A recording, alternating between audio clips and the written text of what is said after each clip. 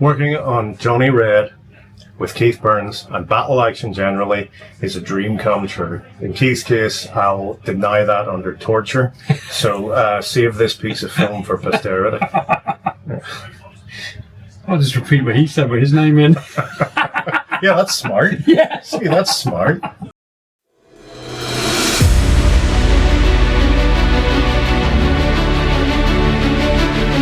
Garth Ennis, Keith Burns, Forbidden Planet Camden. We are doing a signing for Battle Action and Johnny Red.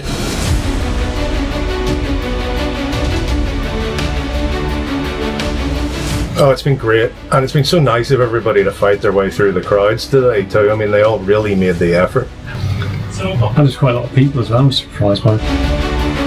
To me, it just shows that there is life in these old characters, that they were cut down in their prime, that there's a lot more that can be done with them, that the creative promise of battle action has yet to be fully realised. Plenty more to do. The book we were signing today was Johnny Red, the Hurricane, which is the story that Keith and I did about 7 or 8 years ago. It was to reintroduce Johnny Red for a modern audience. It's had a funny publishing history from Titan Books over to Rebellion, but it's now available in a spanking new hardcover. That's the one we've been signing today.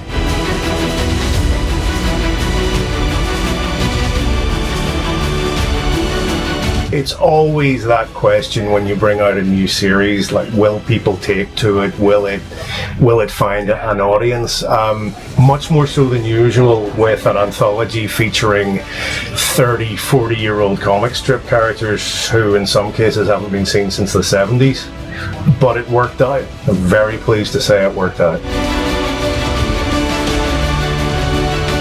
The script will typically say, on the horizon, 3 aircraft appear above a choppy sea, a ship is sinking in the foreground, then you give the dialogue or the captions, then it's over to Keith. Mm-hmm. You know, you tend to build a lot of models to make sure everything's accurate, but because we've worked together for so long, it's quite kind of easy in that way, where, you know, like I sent the script and he knows what he's doing and I know what he wants visually, so it's quite easy in that way. Like any good creative partnership, yes, it improves with age, but you hit a certain point where you're just finishing each other's sentences in creative terms. Each of us trusts the other, each of us knows what the other will do. There's still plenty of room for surprises, but the end result is usually pretty special.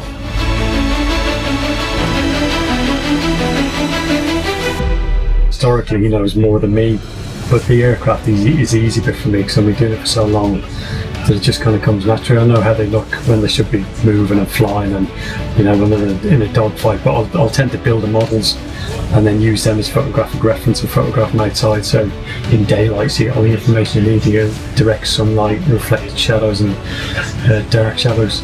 So there's a lot of faffing around from that side, but it gets easier with time. Well, it's tricky when, you know, somebody else has obviously designed the character and then different artists have had their own go at it, and every time it's drawn by someone else it's changed slightly, but in general it's quite easily recognisable. But the thing I always find, like, it's nerve-wracking to follow quite famous artists on something like that where they've created it and they've given him a look, but then you have to kind of forget that and just do your version of that. You're trying to copy their version of it, you're trying to come up with your own one, but then that in itself takes quite a while to develop. So if you look at the start, he's different from how he looks at the end, because you're kind of developing how to draw him as a character, so his character comes through in your drawing, and that takes a while to kind of do just through repetition. And obviously working on the script, then you get to learn more and more about him. There will be a sequel, and it's appearing in January, I believe, the collected edition. It's called A Couple of Heroes. It brings the story of Johnny Red all the way home.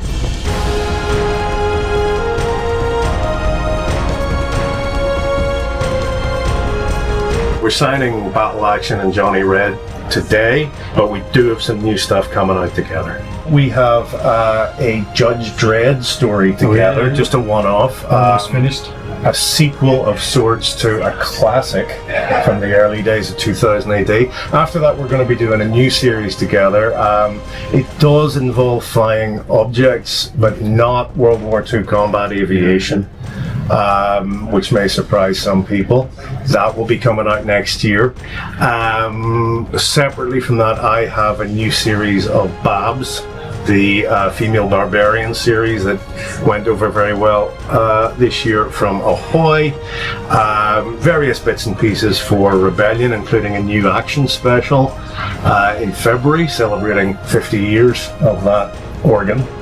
And beyond that, new things I can't quite talk about just yet. All that stuff he said, and then Battle of Britain as well, isn't it? After a lot of all that is nowhere near confirmed. Oh, Battle of. Oh yeah, Battle of Britain. Yeah. Yes, yeah. long term, Keith and I have a plan to do a graphic novel about the Battle of Britain, which will be our magnum opus, our life's work. Yeah, done before we die. Big cheese.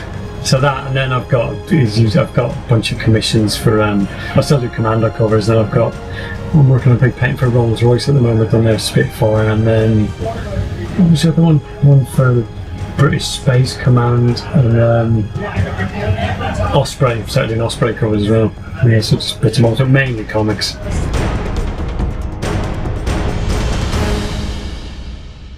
Thanks for everyone for coming along. Really enjoyed myself.